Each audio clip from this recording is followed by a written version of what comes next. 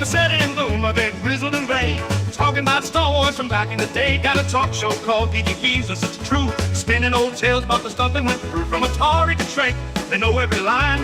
Geeky Geezers, man, they're feeling just fine. Savvy's got a lightsaber, swings it with pride. Boomer's got a game but plays it deep in the night. They're ranting about He-Man and old X-Men too. On Geeky Geezers, they're the nerdiest crew. Talking Transformers, toys that twist and they turn. Singing blues for the geek life, their hearts still burn.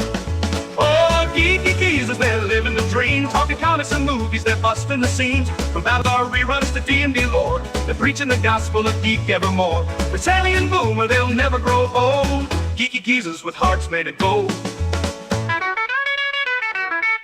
They're sitting in the studio, mics turned up loud, reminiscing about Super Friends, feeling so proud. Pacelli loves Spider-Man, Boomer's for Hulk. They argue about Star Trek with passion and both. From Betamax tapes to their old D20s, Geeky Geezers where the nostalgia flows. They got fans in the chat, from the young to the old, tuning in to hear stories that never get told. Talking Ghostbusters, Proton Packs, Toys in the Box, and Saturday mornings with cartoons that rock. Pacelli and Boomer, they're keeping it real. Geeky Geezers with that old school feel. Oh, Geeky Geezers, they're living the dream. Talking comics and movies, they're busting the scenes. From Battlestar reruns to D&D lore, they're preaching the gospel of geek evermore. Pacelli and Boomer, they'll never grow old. Geeky Geezers with hearts made of gold. They're singing the blues for the games that they play, for the VHS tapes and the arcades that pray. But the spirits are young, though their hair's turning white. Geeky Geezers keep the nerd fire alight, so tune in each week to the Geeky Geezers show, where Pacelli and Boomer let the good times flow. From X-Files to X-Men, they're dropping the news, singing praises of geek life with them old blues. Pacelli and Boomer, forever they'll be. Geeky Geezers living wild and free.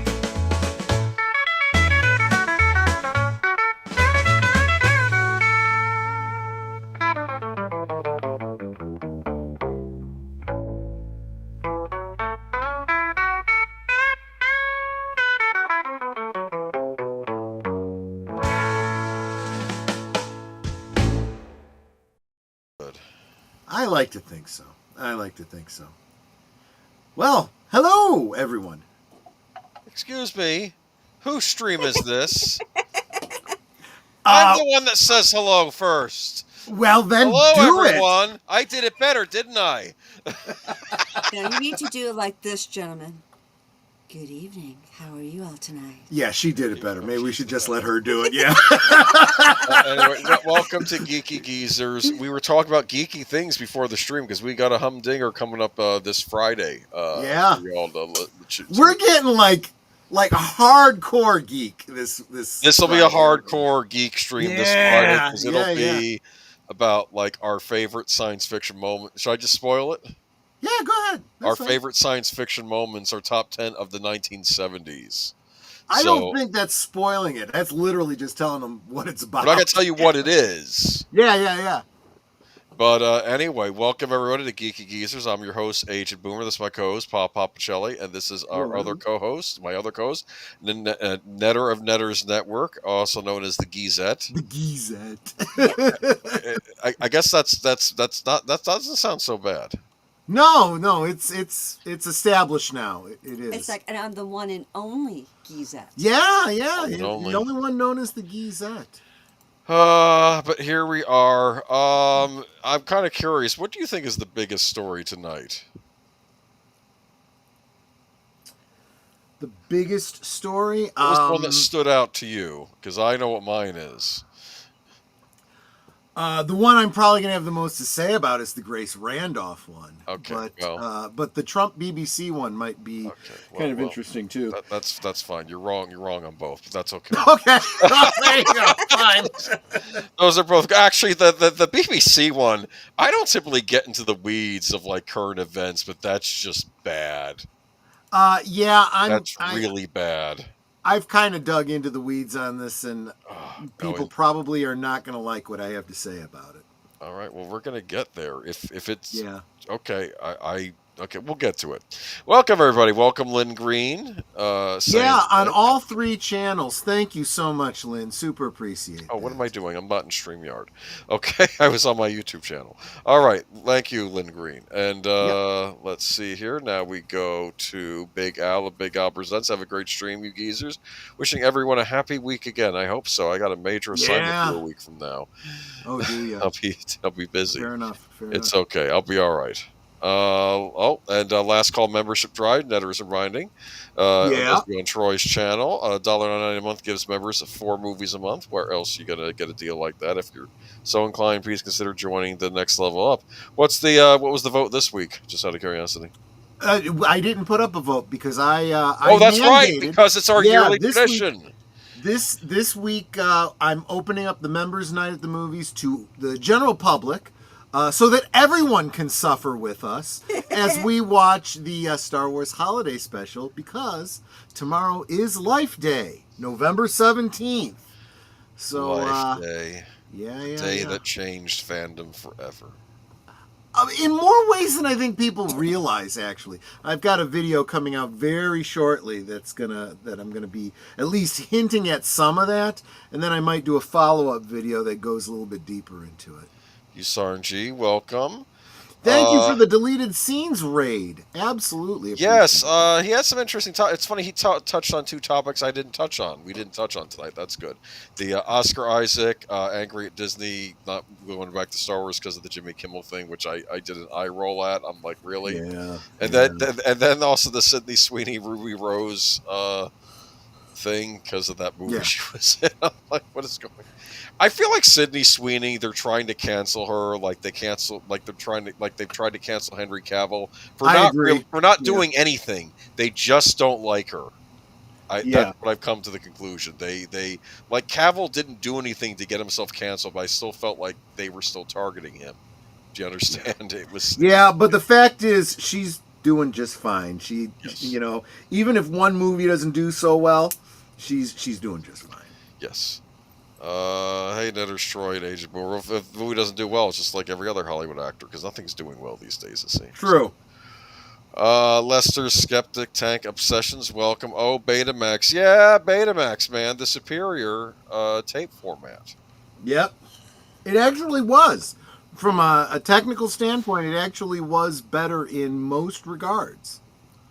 How do people go with VHS? Old recording on it? You went out on us, Boomer. What were you saying about VHS? Oh, could it hold more information?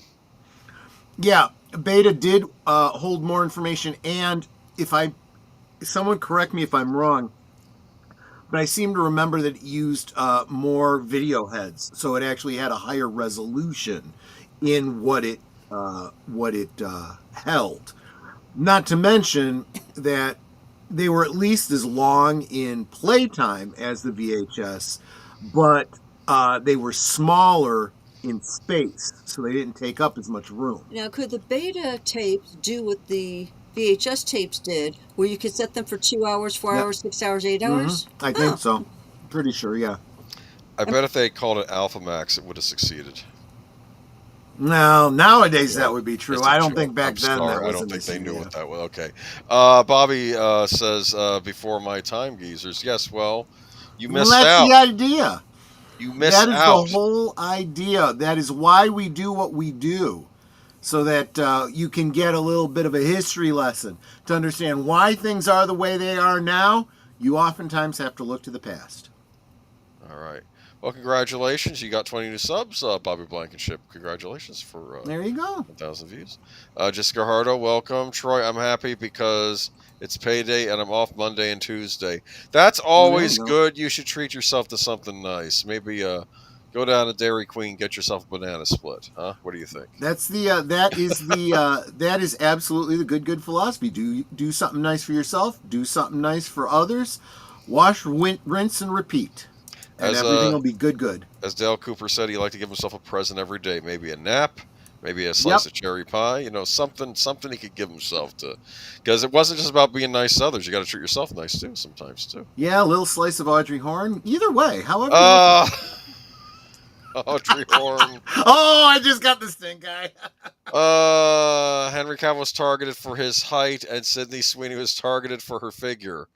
Okay, that was a good way of I putting thought that. he was going to say Henry Cavill got canceled for his height, and Sydney Sweeney got canceled for her climbing. I know. Can you imagine the two of them got together and had children? They would conquer the world anyway. They would. They absolutely would. You're right. A bacon cheeseburger sounds good too. Yeah, Jesse Guajardo. That's funny. That Batman, the yeah. Brave and the Bold. I think Superman had ordered like a bacon cheeseburger and a milkshake, and he said, "When I talk about fighting for truth, justice, and the American way, this is what I really mean." You know, like you say, we're fighting for America. Yeah.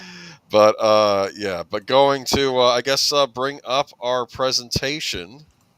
If you would. Let's do that. And we're going to get into the good old days, and this is where I bore Troy and Netter, because I'm going to talk about a game console I'd been threatening to talk about for a long time, and I'm just going to do a deep dive in. I will try not to spend too much time on it. I will talk about the greatest game console Nintendo ever produced. Yes, I'm talking about the GameCube. I don't want to hear you Super Nintendo people in the chat. It's the GameCube. I don't know from Super Nintendo, but I am going to say GameCube. Is that the one where if you win a game on it, you open up a portal to hell and the Cenobites come out or something like that? No.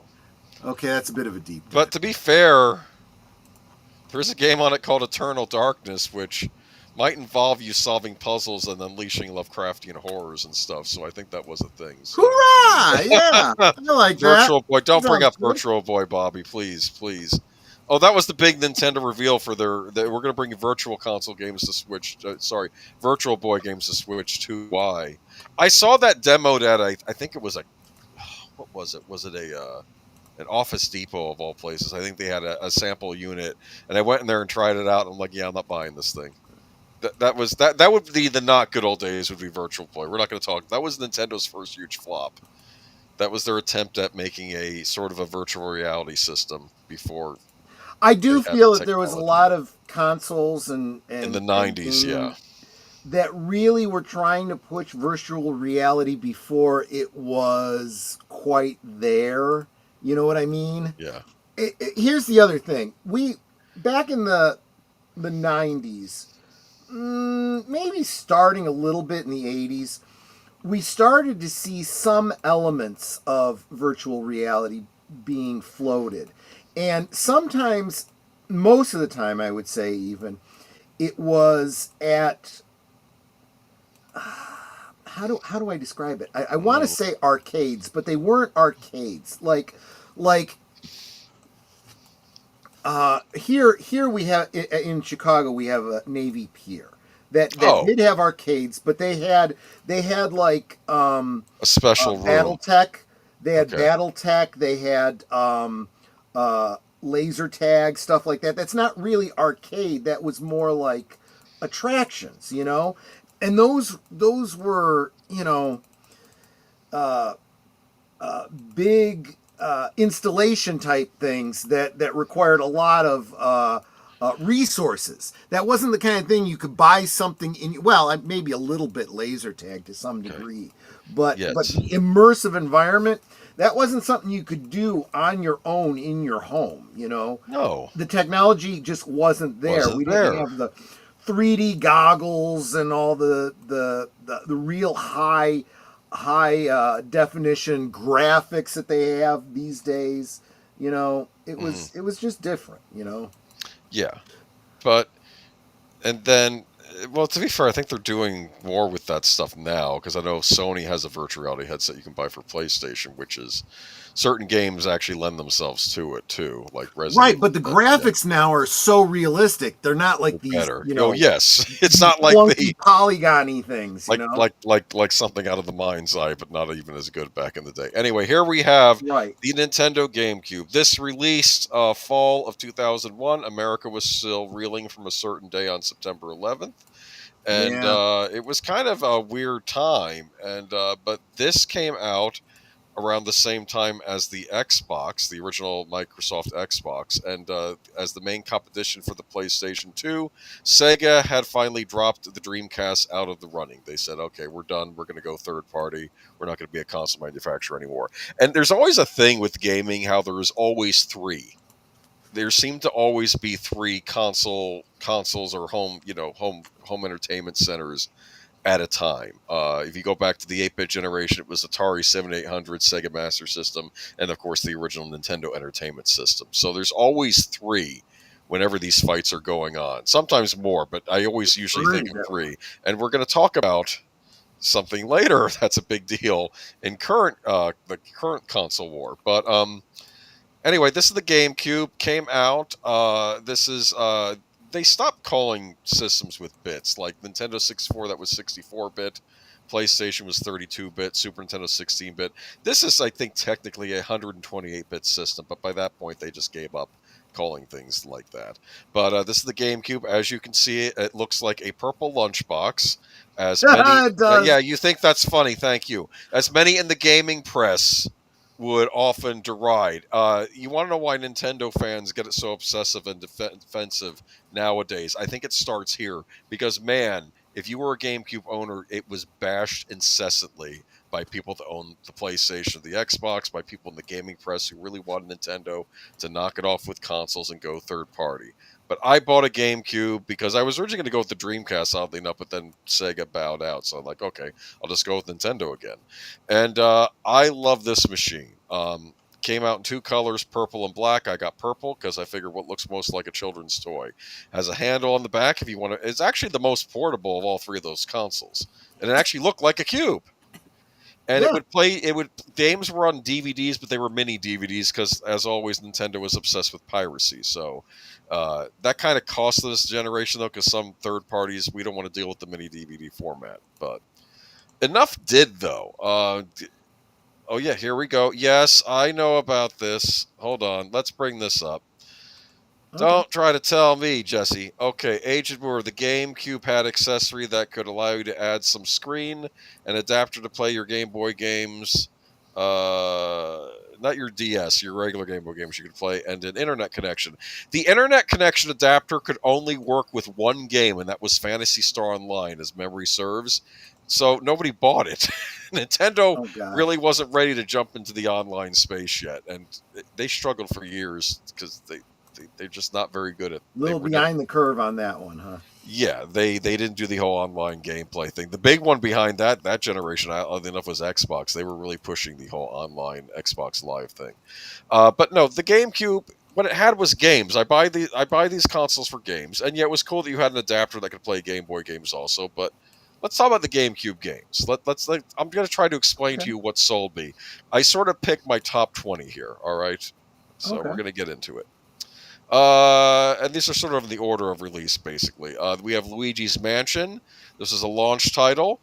Oddly enough, we didn't get a Mario game as a launch title. People were kind of flummoxed. Instead, we get a Luigi game, and he is in a haunted house where he has to suck ghosts up in this fancy device made, I think, by Professor Egad. I think that was his name. And Professor Egad invented a ghost-sucking device. Yes. To trap ghosts. Yes. Okay, I see where this is going. You think it's like Ghostbusters? Oddly enough, they didn't get sued by Sony anyway. But yeah, and you go around and you run into probably these because ghosts. Sony had already dealt with the whole Ghostbusters, because they actually got sued over the name and the rights of Ghostbusters. We talked about that before. So anyway, so here we go. But this was sort of like, I don't want to say it's almost like a children's version of Resident Evil, if I'm being honest here. I suppose, yeah. It's like you're going around, like you shake things in the room. Like the idea too is that you have to figure out a way to ferret the ghosts out. Like you'll shake a chair, or you'll shake like you open up a closet door, then the ghosts pop out, and they act like the ghosts from Ghostbusters. They're goofy looking, like this guy has a mustache, as you can see. And you have to suck them up with your vacuum cleaner. And there's even an orange version of the GameCube. I'm sorry, I got to interrupt again. I keep doing this. I was mad. It was called Color Spice, and it was never released in North America. I wanted the orange console. That was the one I wanted. But no, as usual, Japan gets the best stuff. Let's Yeah, move we'll on. get into that more today too. Super Monkey Ball. This is a Sega-developed game. Might have even been in arcades, but it got its first port on the GameCube, where you play these monkeys inside these hamster balls, trying to collect all the bananas on these weird fields in 3D. It's almost like a 3D version of Marble Madness. If you remember that old Midway arcade game. That's Yeah. what it reminded me of. And you got to collect the bananas, and in this version of the game, they're dull bananas. Oh, okay. So there was brand recognition. There was some branding in here, yes. These were later ported to the PlayStation 2 and the Xbox, but the GameCube version are still considered the best. In fact, they recently remade these on modern consoles, and they said they screwed them up. They didn't get the physics right. This is a very physics-based, weird, like, platform, but you're stuck in a ball, and you don't want to fall off, and, like, the courses get twisty and turny, sort of like mini golf, how things get forward. It was fun. Anyway, though, but moving Imagine on that, to, making fun games. look at this. Recognize that. Yeah, that's Star Wars, all right. Okay, yeah. I sometimes feel these screenshots don't really do justice to how the games actually look. The GameCube games had a very clean look to them.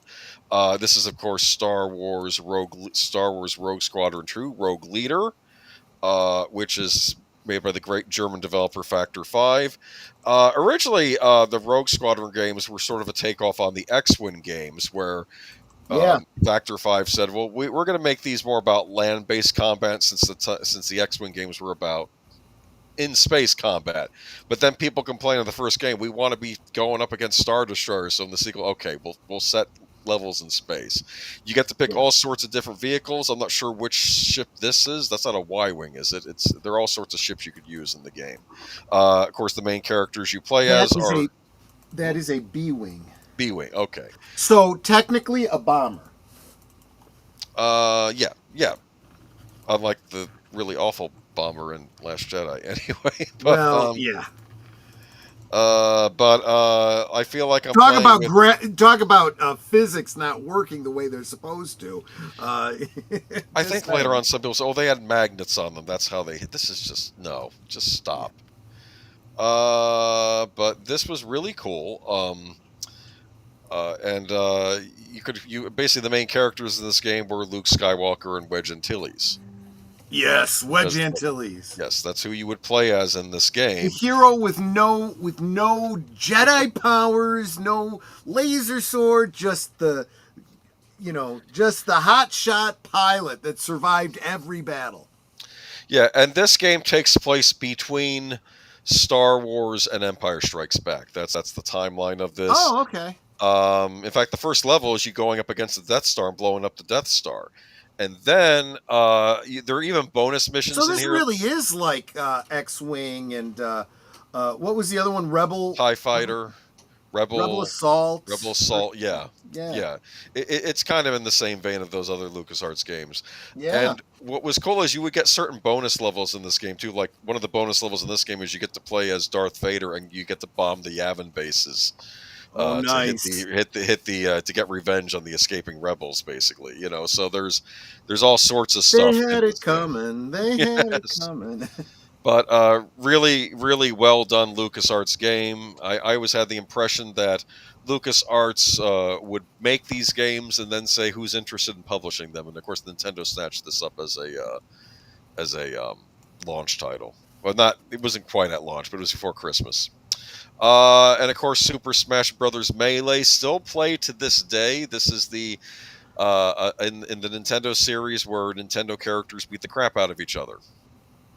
and it's still going strong. That sounds like fun. Well, the new games, they've added characters from all other kinds of video game franchises, like Pac-Man shows up in future ones, and Mega Man and Sonic the Hedgehog. So it's not just the Nintendo characters, but here we have Mario versus Donkey Kong, but you run into like Samus from Metroid or Link from Zelda or Kirby, all sorts of things, and it's a good one. It's a classic GameCube game, and still holds up well. Here we have Pikmin. It's kind of hard to see on the screen. If you see, there are these little vegetable people on the bottom here. You play an astronaut that crash landed on a planet, and you use the Pikmin to do jobs for you. You pull them out of the ground, and they obey you, sort of like lemmings in the game Lemmings. And you get to have them, like you need them to go find a battery or attack a monster, and you're the astronaut, kind of commanding them to do what you want them to do. And the planet you crash land on, it's kind of interesting because it's almost like an Earth-like planet because you see things like batteries or soda cans lying around because you're like really small, but you see these large objects and things. So like is it tiny astronaut. Is it Earth that they're on? I don't think they ever explained that properly. I don't think it is, but maybe I should do research on that. But I never got too far in this, but it was a lot of good fun. So moving on to, and that was an original Nintendo-made franchise.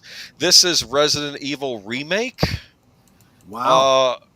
Look at those graphics. This is back in 2002. That looks pretty good, don't you think? Oh, yeah. That's in-game. That's in-game. That's what the character looks like in-game. They had rendered backgrounds.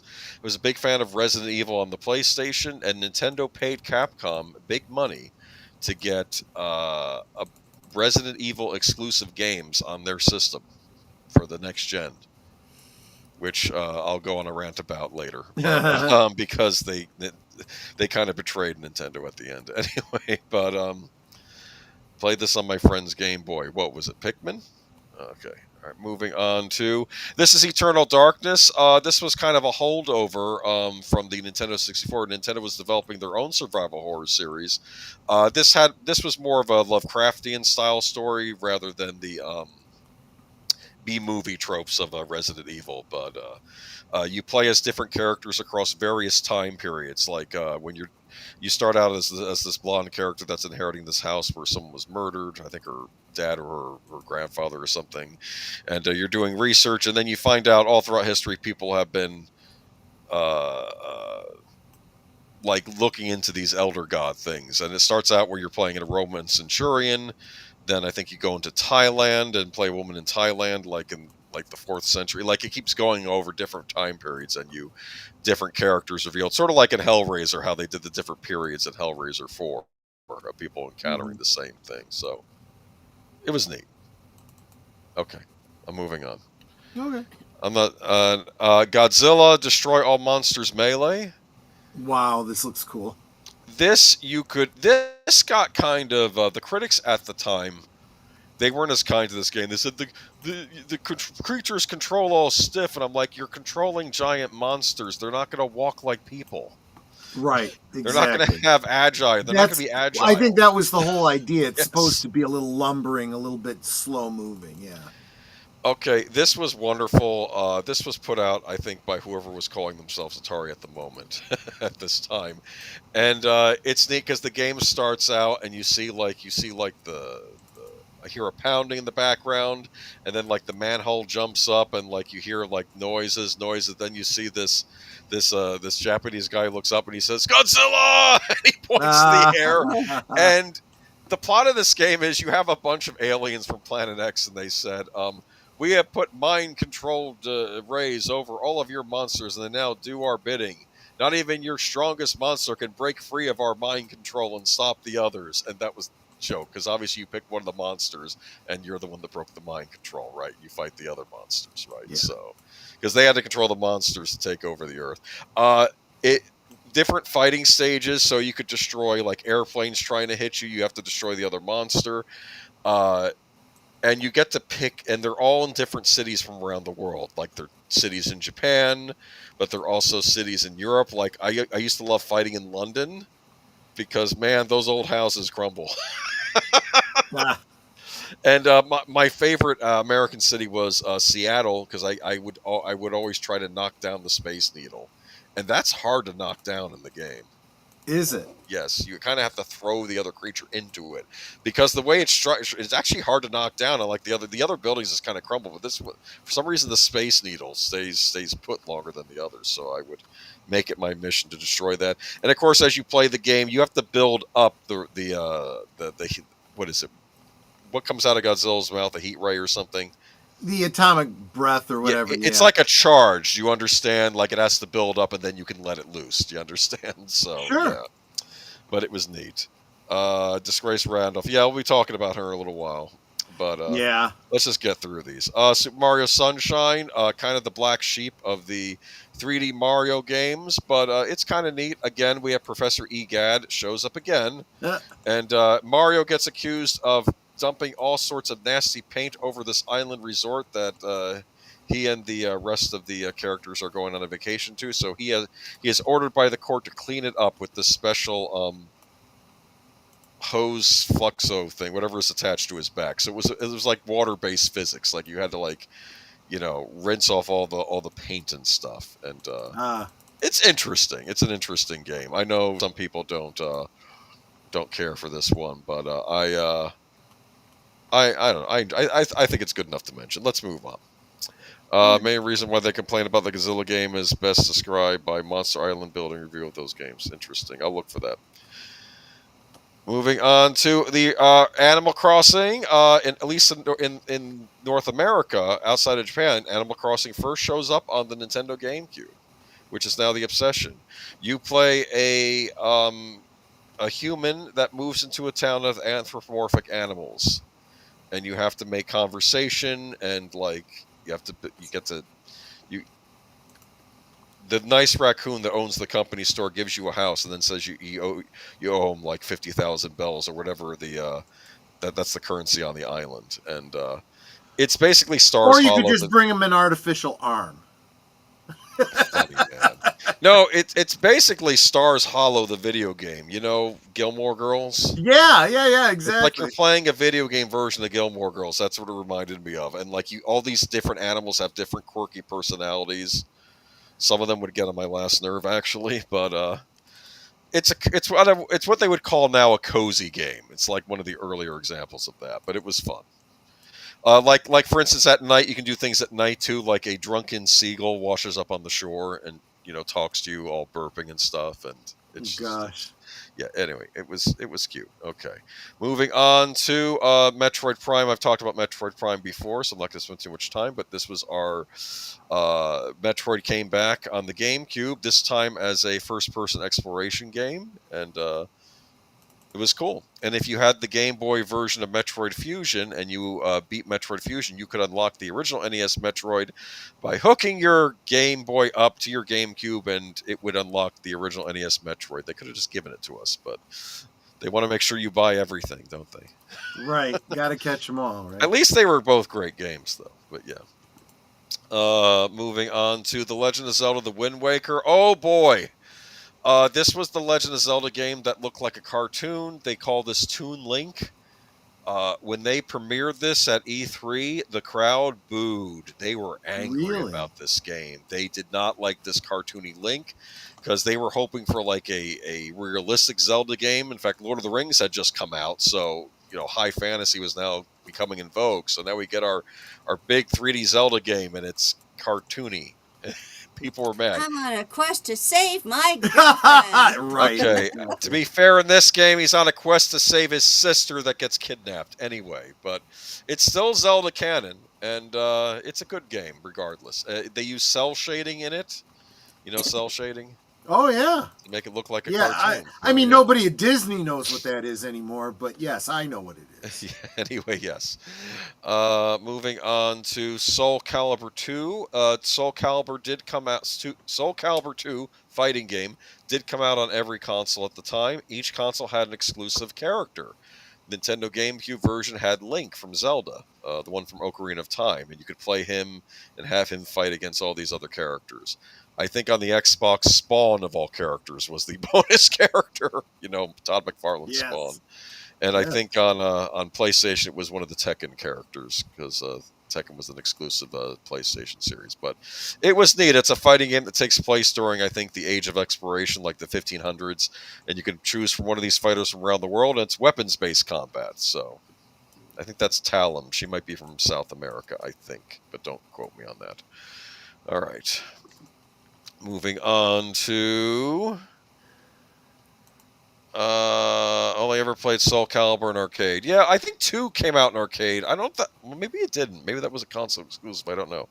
I'm not going to include too many third-party games on here that came out on other consoles, but here I'm going to put Prince of Persia: The Sands of Time on here. Uh, I may do a whole thing on the Prince of Persia game someday, but this is my favorite game of that generation. This is an actual Ubisoft title.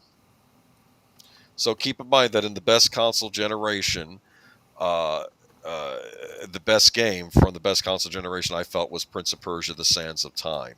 Do you remember the old Prince of Persia game on PC? I do. This Prince of Persia brings it into 3D, which normally I would balk at because it was a 2D side scroller, but they made it work and they introduced a fascinating mechanic. By unlocking the Sands of Time, you can actually, like, you have the Dagger of Time, and if you press it, if you die, you can press the button and it actually reverses you like 30 seconds to where you were, and you can redo, like, if you did some flying leap into nowhere and you die, you can press the button and go back to where you were. Do you understand? It's like a Wow. rewind feature. And I know nowadays they just sort of include that in games, like especially a lot of old games, they'll put a rewind feature. But this was actually integrated into the gameplay. It was fascinating because you could redo your steps in a game that had some very tight platforming. Look at this. He's walking on a ledge and he's fighting some crow creature, okay? It's like you're going to get knocked off, but if you have the rewind feature, you can figure it out. I do remember the Prince of Persia movie starring Jake Gyllenhaal. I wish it had been better than it was. I thought Disney was planning on that to be like their next Pirates of the Caribbean series, and I don't know why they didn't stick with the plot of the games, because the plot of the game Because is they really never good. do. They never do. But here's the problem. The guy that created the game was the guy that wrote the screenplay, so it was also his fault. It's not like they ignored the writer. Yeah. The writer is the one who changed it for the movie. Mario Kart Double Dash. There's always a Mario Kart game on Nintendo systems. This one has the good fortune of not costing $80 upon release. This was $50. I noticed that even when it became a player's choice title, though, it wasn't $20 like the rest of them. They would always charge $30 for it. The big gimmick this time around was that you would have 2 racers per kart. I don't believe they've ever repeated this in a racing game. If you play it 2-player, you can play it versus, or you could have one. You and your friend could also be on the same kart. So one person's in charge of driving, the other person's in charge of using the weapons, like the bananas and the turtle shells. So it almost gives off a like a great race vibe, like from that movie. But anyway. Oh yeah. Okay. It was fun.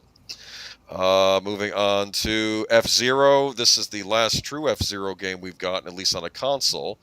Futuristic racing game. Nintendo actually had hired Sega to make this. And I think this was F-Zero GX. And what was cool about this game, at the time there was an arcade game out, also made by Sega, called F-Zero AX. And if you could actually bring your GameCube memory card in here and bring it into the arcade game and insert it and like upload stuff and download stuff from the arcade game for your console game. Wow. Which I don't think was ever available in North America. What a great marketing idea, though. Let me see. Boomer, the writer said he changed the story of the movie to the original story he wanted to make for the game, but couldn't. Oh, that's interesting. Okay. I'll talk more about Prince of Persia another day. And we have Resident Evil 4. Here we go. This is still, I think this is our first over-the-shoulder shooter, I think, ever made, or at least one of them. This is Resident Evil 4. Big deal when it came out.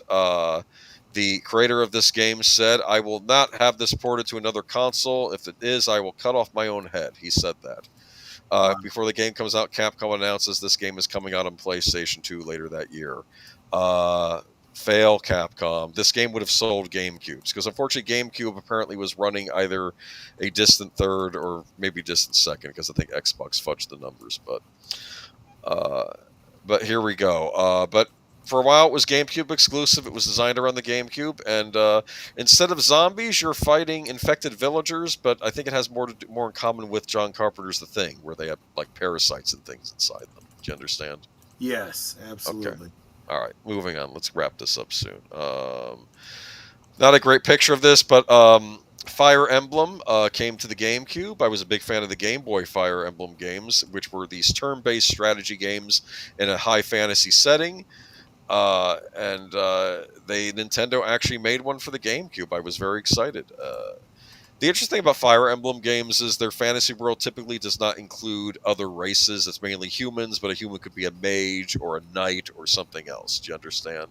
Sure. Sort of like Game of Thrones. But this game actually did release did use another race of creatures. They were beastmen, and the beastmen could turn into creatures like a dragon or something else during gameplay. So that was kind of neat. Big fan of this game. Moving on to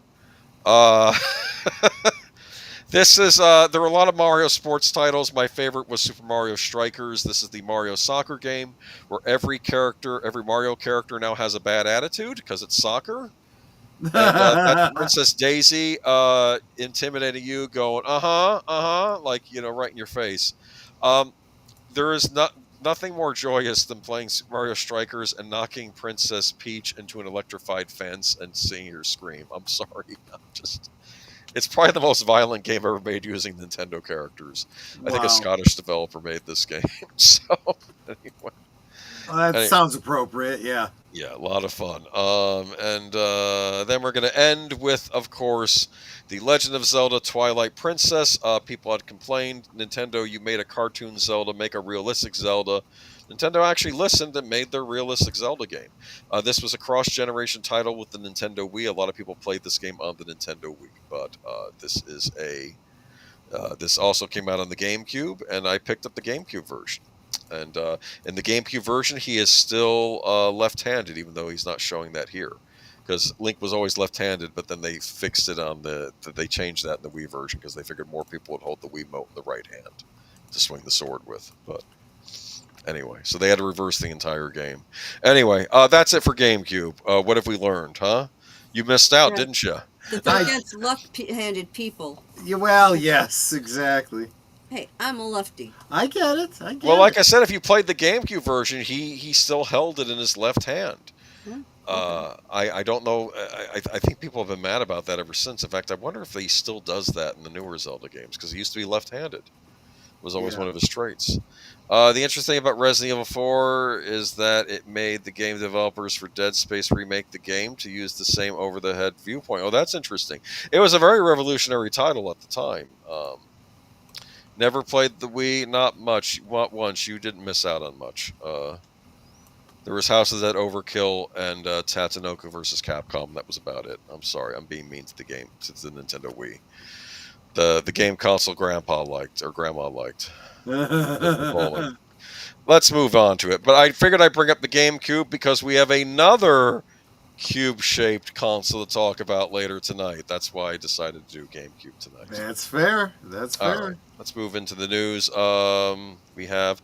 Oh, I should probably grab my notes, shouldn't I? But Tatsunoko Nakata, a Japanese film legend that starred in Ran, Hurricane, and the Human Condition trilogy, died at 92. Have you heard of this gentleman? I've heard of Ran. Yeah. Kurosawa, correct? I don't remember if that was a Kurosawa film or not, but yeah, probably. Yeah. So, sorry. Bear with me. Tatsuya Nakata, one of Japan's most celebrated stage and screen actors who was frequent collaborators of director Masaki Kobayashi and led Akira Kurosawa's titles such as Ran, Kagemusha, and High and Low, has died. He was 92. Nakata's death was reported Tuesday in Japan by the Japan News. With more than 100 screen credits through his 7-decade spanning career, Nakata's body of work spanned a veritable who's who of Japanese cinema for the second half of the 20th century, working with filmmakers like Hiroshi Teshigahara, Mikio Naruse, and Kan Ichikawa. He was considered himself a theater actor first, and he never signed an overall contract with any Japanese studio, leaving him free to work with many different directors. One of his first major on-screen jobs was an uncredited role playing a prisoner in Kobayashi's 1953 drama The Thick-Walled Room, beginning in partnership that would soon continue through the next 3 decades and included titles such as Samurai Rebellion and Kwaidan. To Western audiences, Nakata is perhaps best known for his leading turn in Kurosawa's 1985 drama Ran, a Sengoku period war epic inspired by Shakespeare's King Lear, and that earned Kurosawa his only directing Oscar nomination. Then, just in his early 50s, Nakata played much older, wearing intense ghost-like makeup to portray a desolate, world-weary warlord. Nakata was a fixture of the Chambara genre, leading some of the most leading some of those enduring samurai films, including Kobayashi's sublimely existential Harakiri and Keiichi Okamoto's more comedic Kill. He played the grinning villain to Toshio Mifune's scowling hero twice, as a grinning gun-toting gangster in 1961's Yojimbo, and a bolder, more prideful samurai foil in 1962's Sanjiro, the latter of which ended with one of the era's most memorable bloody death scenes. Nakade had been coming off as a breakout lead in Kobayashi's The Human Condition trilogy, which the actor played a pacifist enduring Japan's turn to totalitarian rule amid World War II. These all sound great, actually. Yeah. I need to watch these. Holy cow, look at this. He considered himself a theater actor first, and the most acclaimed work of his later years came on stage leading productions of Death of a Salesman, Barrymore, and Don Quixote. I didn't realize that. They translated Death of a Salesman. I guess they did Death of a Salesman in Japan. Yeah. Dude, could you imagine a Japanese version of Glengarry Glen Ross? With That would be, Salarymen? you know what? Oh my gosh, that would be perfect. Oh, I would love to see that. And if Yeah. they fail, they have to commit seppuku. Well, something like that. She jokes, but it may not be. But yeah, rest in peace. Check out his movies. Check out Japanese cinema. It's good stuff. I've seen some of it. I have a big Kurosawa box set, and I keep saying, one day I will watch all these Kurosawa movies. That day will have to come at some point. But yeah. All right, moving on to... Yeah. PS5 sales now outpace every Xbox console ever made, so the PlayStation 5 must be doing well. Hold on, I lost my spot there. Bear with me. Just yell at me, it's okay. Ah! All right. You know what? We got to drag this onto the desktop. All right. No, not in there. Thank you. Are you having Apple? I'm having boomer issues. Not Apple issues. The Apple is fine. Okay. The console wars aren't over, but they're certainly one-sided. According to Sony's latest earnings report, PlayStation 5 sales reached 84.2 million units worldwide as of September 30th, 2025, surpassing every Xbox system Microsoft has ever released. Even with price hikes, economic uncertainty, and fierce competition, Sony's juggernaut continues to roll forward, while Xbox faces the most lopsided generation gap in modern gaming history. This figure, confirmed in Sony's Q2 FY 2025 financials, places the PlayStation 5 against the Xbox 360's final official tally at 84 million units, last reported by Microsoft in 2014. That makes the PlayStation 5 one of Sony's fastest-selling consoles ever. It still doesn't measure up to the PlayStation 2, and easily the most dominant system of its generation. Xbox's quiet decline. The most telling part of the story isn't Sony's victory, it's Microsoft's silence. Xbox has stopped publicly releasing hardware sales numbers, and it hasn't for years now. Industry trackers from Aldor Intelligence via the Wall Street Journal put Xbox Series XS at 28.3 million units as of September 2024, with a report in February 2025 upping that number to 30 million. It's a staggering gap, especially when you remember that Xbox once went toe-to-toe with PlayStation during the 360 era, but that was a long time ago. Microsoft's modern strategy has pivoted away from console hardware towards subscription services like Game Pass and cloud gaming. The problem is that those services haven't replaced the cultural impact of owning a box under the TV that fans can rally around. So Sony's strategy keeps winning. While Microsoft talks about ecosystems and services, Sony keeps doing what gamers actually care about, selling great hardware and making blockbuster exclusives. Well, they're not that exclusive. Many of them are also on PC, but we'll talk about that in a little bit. Victory 10 years in the making. IGN's report points out a fair caveat that Xbox 360 may have sold a few more units after Microsoft's final update before being discontinued in 2016. But even allowing for that margin, PlayStation 5 is officially ahead of every Xbox console ever produced, and it's only halfway through its lifespan. This is my thoughts on this. There's blood in the water with Microsoft Xbox right now. I think you have a good point there, yeah. And when there's blood in the water, another predator will show up, okay? Oh, yes. So let's look at the gaming landscape. Let's look at Nintendo, Sony, Microsoft, like the Klingons, the Federation, and the Romulans, right? I think that's a fair analogy, yes. And so, who's about to show up on the scene? The Borg are about to show up. Ah, So there you go. that's how I see our first look at the Steam machine, Valve's ambitious new game console. You know Steam. I've sent you games over Steam, so you use Yes. Steam.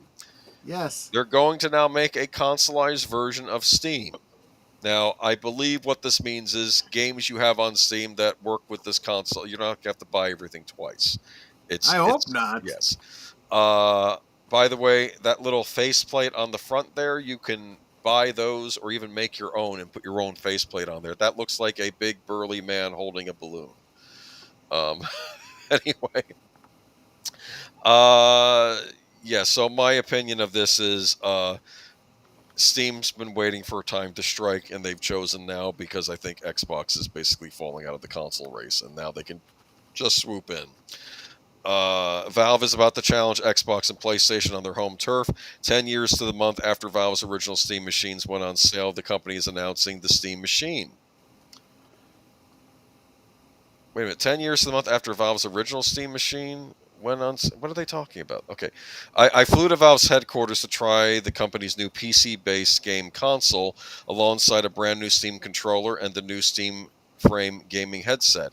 It's a culmination of Valve's hardware and software efforts over the past decade, and it looks like the leaks have been coming out over the past year. I've heard rumors of this for about a year now, because the Steam Deck, that's their portable, which you can also hook up to a television, and people were thinking they've got to come out with a console version of this at some point. Shipping early 2026 in every region where the Steam Deck is sold today, Valve's new living room box is the best thought of as a far more powerful stationary version of the same technology. It's a 6-inch cube. I don't think that's a coincidence. I think they were inspired by Nintendo's design. Runs Windows games, but without Windows at the helm. Like the Steam Deck, it runs Valve's Linux-based Steam OS operating system using a compatibility layer called Proton to make games think they're running on Windows and translate their API calls. Do you know what all that means? So Okay. So what this tells me is it basically uses an emulator to pretend to be a PC. So in other words, there's really no value to it. You may as well just use a PC. Okay. It's just stuff that can go wrong. Okay. It's an added layer that's just going to cause problems. I'm going to keep reading because Okay. I am more defensive of this. Okay, if that sounds like a huge compromise, you should know that countless happy Steam Deck users disagree because they've been using this in the Steam Deck and apparently it works. Steam Deck has dramatically outsold Windows handhelds through word of mouth alone because Linux now runs Windows games better than Windows. You hear that? And because Windows is far... It does. Yeah. Yes. Windows is far from the Steambook's pick-up-and-play console experience. I've heard many lapsed gamers say the Steam Deck brought them back, but the Steam machine has two things the Steam Deck does not. Raw power. So this is a lot more powerful than the Steam, the Steam portable version. Promise you'll never be waiting around for a game to update. The Steam machine has the ability to keep all your software, your operating system, your games, and your cloud saves updated in the background, so the games are always ready for you to play, says Valve hardware engineer Yazan Al-Dihayat. While the Steam Deck is more powerful than the Nintendo Switch, it's nowhere near a PlayStation 5. Big budget games are beginning to leave it behind, and even the Nintendo Switch 2 can provide better 4K upscale TV graphics and dock mode. The Steam machine is Valve's answer, bringing the Deck experience to your TV with far more powerful guts. Valve says it offers 6 times the power of a Steam Deck, and it looks like it'll offer at least PlayStation 5 level performance and possibly beat the PlayStation 5 Pro.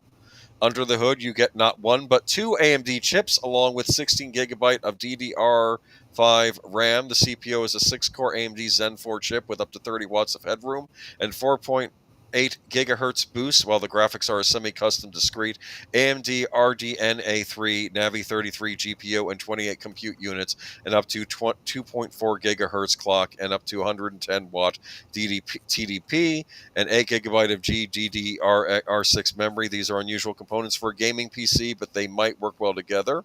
While the former sounds like entry-level AMD Ryzen. Okay, all right, I don't know what that is. Right down to its 2 big cores and 4 small ones, there's no direct equivalent to that GPU.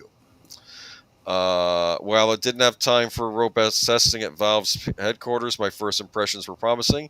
On a 4K TV, the demanding Cyberpunk 2027 2077 benchmark, averages smooth 65 frames per second at medium settings with a basic ray tracing turned on, while being upscaled to 4K from native 1080p output using AMD's FSR 3.0. So let's see here. Other things, it's going to be 2 terabytes out of the box, which is good for hard drive. And I'm sure you can add on to that. Mm-hmm. All right, this keeps going on. Why are you skeptical of this? PC master race person. That's as they always call on the internet. Okay. I haven't really heard anything that says these games that I've been playing just fine on my PC, I should go out and get this additional purchase that I can't really afford right now. So as you've said, well, yes, you don't have to buy it. I'm just saying, for those of us who like console gaming and we're looking for an alternative to what's out there, because let's face facts, I've had enough of Nintendo's nonsense with the Switch 2. PlayStation 5, I guess, is the best of the consoles out, but I wasn't really sold on that either. This looks like a great alternative. Now, my one downside of this thing, and I think it's the one downside of Steam, is that Steam is all digital. You don't buy physical Steam games. But I also think Steam does all digital better than anybody else. I think the games are also very cheap. I don't think they put as many restrictions on how many times you can download the game. You can, I guess, have it on multiple PCs at the same time, that sort of thing, right? Yeah. And if you're already in that infrastructure anyway. But I think basically what Steam figures is, and I think they're correct, is that the Xbox audience that are angry at Microsoft will just jump on this thing. Because a lot of them have moved on to PC anyway, but they probably missed the more simplistic console experience. And you can probably even use an Xbox controller on this thing and play your games that way. So, I don't know. Okay, basically it's for Luddites like myself that don't know how to build a gaming PC. All right. Okay. Okay. I need something pre-made, and I need something that works like a console where I just plug it in, download the game, and my controller's ready to go. All right. And that's it. I just want to play the game. Well, did I ever tell you as a child, or at least in middle school, when we got the NES, and I'm like, well, how does this thing work? Wait a minute. I just plug the cartridge in, turn it on, and I'm good to go. I don't have to type in commands like DOS RAMs or load up a floppy disk or any of this. It just runs. That's what I want. You're probably shaking your head at me right now, aren't you? All right, but I think anyway though. But the idea is though, if you're already bought into the infrastructure, you already have a game library for this. Now, my only problem is what's going to work on this. Is this basically just a fancy gaming PC you hook up to your TV? I heard rumors if you wanted to, you could probably install Windows on it. It's like their overlays and stuff, but I don't know. I'm hearing no cheers from you or Netter on this. I am not the target audience for this particular product. But you could be. Never mind. Okay, I am the target audience for this. I have no intention of buying like yourself. I don't really want to invest in another game console right now. But if I were, it might be the Steam Deck because, frankly, if the other consoles are moving everything digitally anyway, I might as well go with the people that do digital the best, and that's Steam. So. Yeah, but you could just do a PC. I'm just saying. CluuStudio, you have no idea. We had games on cassette tapes. Remember the old cassette tape loaders? I had a game called Preppy for the Atari 800 computer, but I had to load it up with cassette. And Preppy was fun. It played like Frogger, actually. But it wasn't on a cartridge. I had to load it up from a tape. And do you think those tapes have survived? Oh, probably not.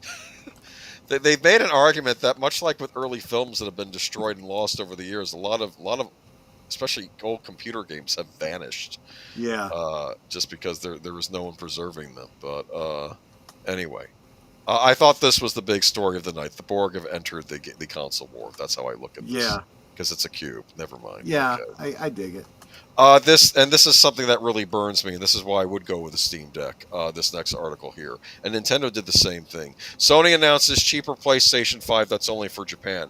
During Tuesday's Japan Focus State at Play, Sony announced a new, cheaper Japanese language-only version of the PlayStation 5 digital edition console that will be available exclusively in Japan as likely reaction to tariffs in the United States, inflation in Japan, and Nintendo's own cheaper Japan-only Switch 2. So, another country gets a cheaper version of the same console. and we get shafted as usual in the United States, and I'm just getting tired of this. I do want to laugh a little bit at Samuel Proctor here. How does a tape have games? My Gen Z brain can't compute this. Oh, you sweet summer child. I can't explain it to you. We had a tape deck you hooked up to the computer. You literally had to play a segment of the tape, right? And then sometimes you'd have to fast forward to a certain point, play another section of the tape. It was pretty miserable. It wasn't the best format. It worked, but it wasn't great. And oftentimes you could just play the tape to load the game, and you didn't need the tape any longer. It was resident in memory. Those were really the best options for those particular ones. Oh, Geek Flag Nate is saying F Sony. Can I interest you in a Steam Deck? Actually, we still don't know what the price of the Steam Deck is going to be, so that'll be the make or break. If they can sell that thing for $500, right, they'll kill. I don't know if it'll be that cheap though. $600 still, that might be all right. That would actually make it competitive with PC. That's the point. The point is, this is for people, quite frankly, who don't have a PC and still want to play. Who are not that who are not PC gamers, but they want to go into the Steam OS and play the Steam games like they would on a game console because they're hating Nintendo and they're hating Xbox. And well, I can't blame them for that. I'm just saying. Yeah. Square Enix, welcome. Square Enix. This was an interesting story. This is a sea change. That's why I bring it up. I don't want to spend too much time on this. I swear, people, this wasn't supposed to be a gaming show, but it's just the more interesting stuff right now is happening in games, whereas Hollywood is still running around with like a chicken with its head cut off. That's actually pretty apt, yes. Square Enix undergoes mass layoffs as it reorganizes to consolidate development in Japan. Square Enix is undergoing mass layoffs today, potentially impacting over 100 individuals, alongside a broader effort to consolidate its publishing organization to focus its development work in Japan. Via public posts from former employees as well as confirmation from internal sources, IGN has learned today that employees in the United Kingdom and U.S. are being informed of layoffs today, with an unknown number of the United States employees being dismissed by the end of the week, and a possible 137 jobs at risk in the UK. Under UK law, Square Enix must undergo redundancy consultants to see if any jobs can potentially be saved, so the final number in the UK could be smaller. It's not yet clear which teams were impacted by this or to what extent. I can already tell you why this is happening. I can too. They're cutting the woke away. That's what's going on here. I am very angry at Square Enix over recent years. Everybody is. They release games over here like fancy redone versions of old 16-bit games that never even came out in the United States, and I would have gladly picked these up, except the localizations were terrible. They had localizations of games that removed gendered language in games with a medieval fantasy setting, which I thought was ridiculous, and I'm not picking that up.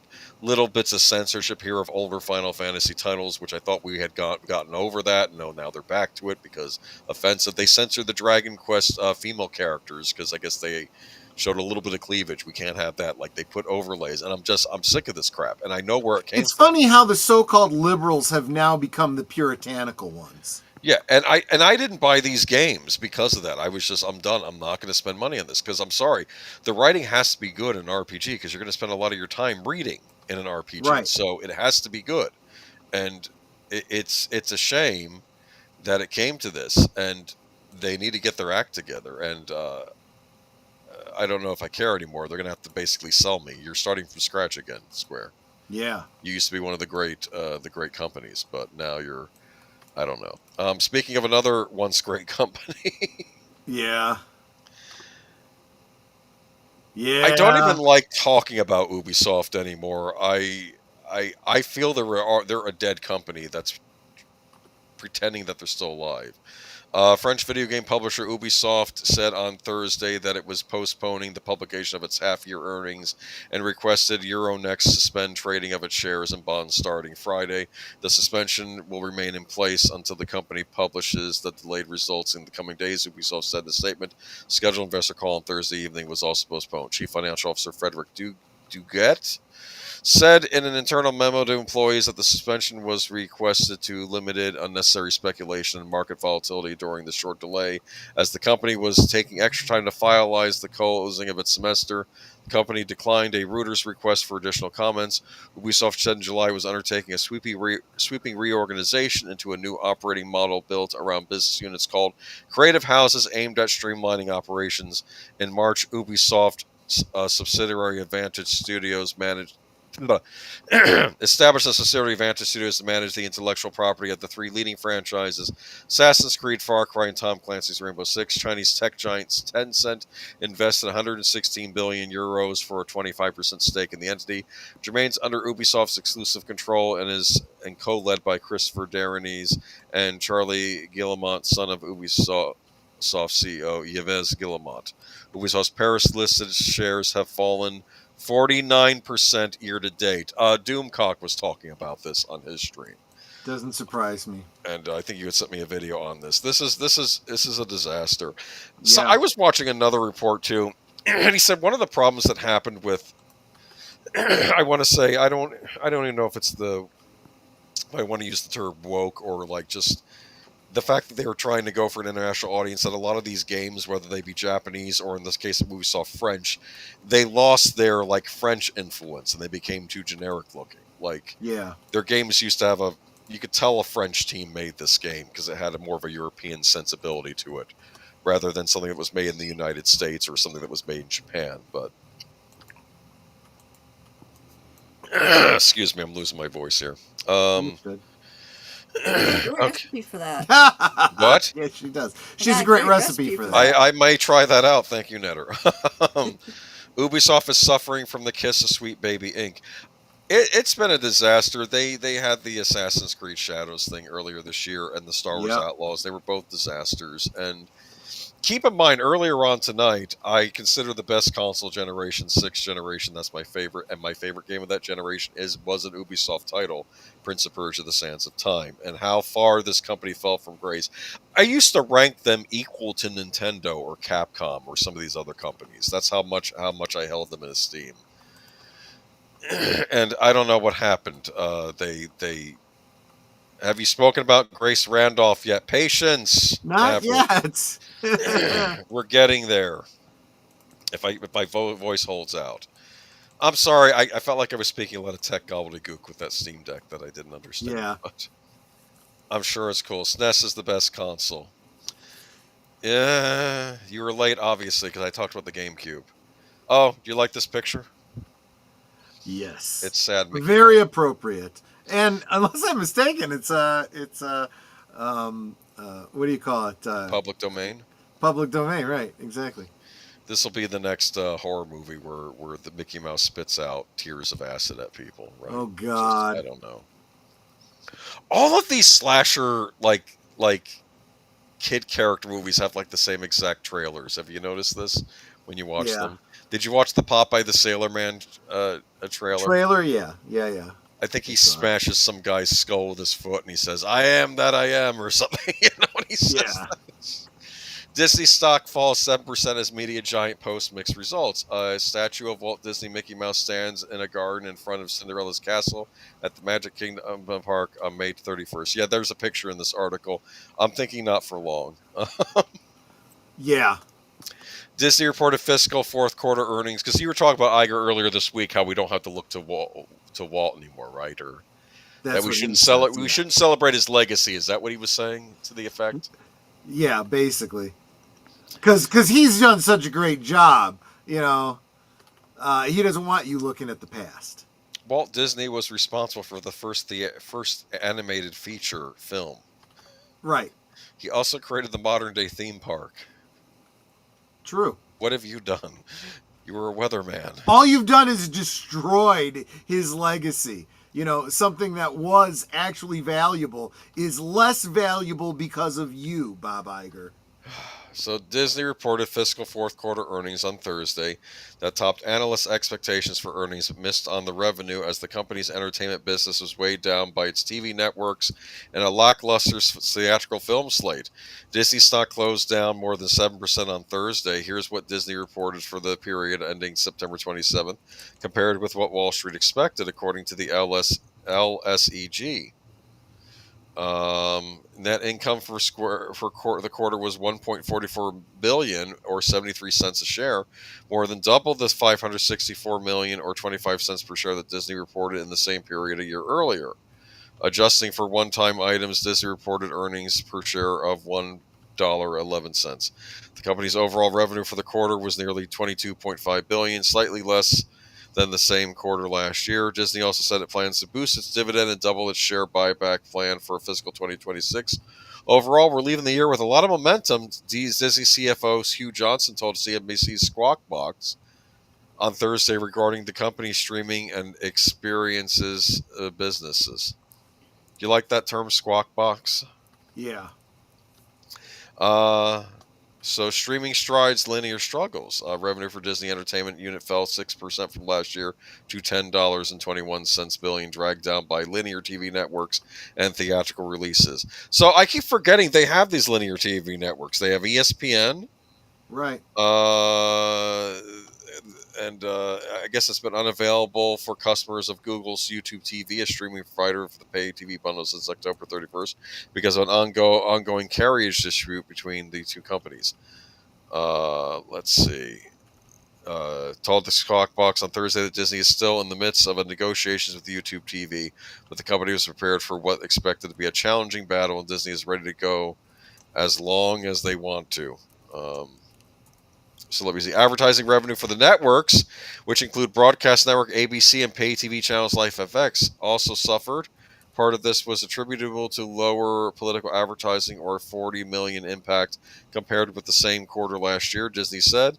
The company also noted that its 2024 joint venture deal for India Hotstar impacted its linear TV network results. Streaming remained its bright spot in the business as consumers continue to turn away from the pay TV bundle. Operating income for the linear networks dropped 21% to $391 million, while it rose 39% to $352 million for streaming. I have a question. Let's say you're a company like Disney and you own cable channels, like, you have the pay cable that had the with commercials like ESPN and FX. And then you had your public networks like ABC, and I'm assuming Fox is still owned by Disney, yes, or at least a portion of it. If you're pushing streaming, you get people to cut the cord, and they move over to streaming, and you make money that way. But then you lose the viewers that used to be watching your channels the other way. Exactly. So are you really making a profit there? Nope. Because it sounds like you're just telling the customers to move over to a new format. Pretty much, yeah. I never thought of it that way. I'm just... This is part of the problem here, is that Disney has this tendency to be very creative with their numbers. They will say, look at what we're doing here, but what they're really doing is they're just moving the cookies around on the plate to try and make them look like there's more. I'm not even kidding about that. So they will say, look at our streaming value. Okay, that's great, but, nobody's watching on linear television anymore. It's just, it's a lot of fugazi. And I do feel like this particular earnings call kind of highlighted that. I think there's a lot of people that are not too, and we saw the sell-off after the earnings call. People saying, okay, yeah, we're done. Okay. I know you got rid of your Disney stock a while back. Yeah, we got rid of it after the whole Gina Carano thing, and honestly, I have not felt any impetus to buy back. For moral reasons, but also for very reasonable fiscal reasons, which are my own. I am not giving any financial advice here. You should not be listening to a rando on the internet who has no real experience with economics. Just saying. I invest my way, you invest your way. You know. They say their parks are doing well. Resorts and cruise lines are doing well too, though. See? What do you do on a Disney cruise? I guess they have different themed cruises. Like there's a Marvel cruise you can do, right? Right. And like a Star Wars cruise. Well, they used to have an indoor cruise. I just realized that Star Wars hotel, they probably thought this is a lot cheaper than just having a cruise ship.